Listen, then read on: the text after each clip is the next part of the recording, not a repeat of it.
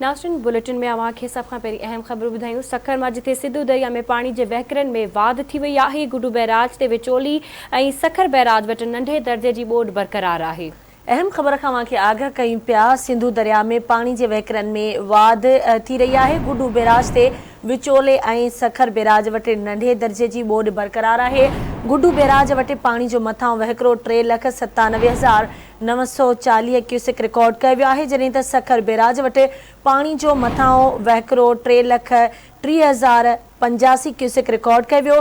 Kotri barrage वटि पाणी जो मथां वहिकिरो 1,84,385 क्यूसेक रिकॉर्ड कयो वियो आहे। तफ़सील मालूम कंदासीं सखर मां आवाज़ न्यूज़ जे रिपोर्टर शाहिद चना खां।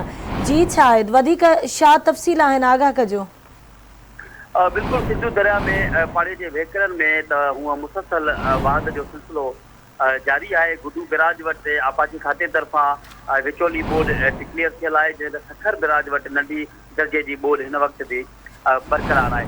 गुडू बैराज वटि हिन वक़्त मथां वहिकिरो 3,70,940 क्यूसेक ऐं हेठां वहिकिरो 3,67,530 क्यूसेक पानी रिकॉर्ड कियो वियो आहे, जॾहिं त सखर बैराज में मुसलसल पानी में वाध थी रही है। सखर बैराज वटि भी हिन वक़्त 3,30,085 क्यूसेक जेको आहे मथां वहिकिरो वही रहियो आहे, जॾहिं त हेठां वहिकिरो 2,93,625 क्यूसेक सखर बैराज जो पानी जेको आहे उहो रिकॉर्ड कियो वियो आहे। अहिड़ी तरह कोटड़ी बैराज वटि भी पानी में मुसलसल वाध ॾिसण में अचे पई।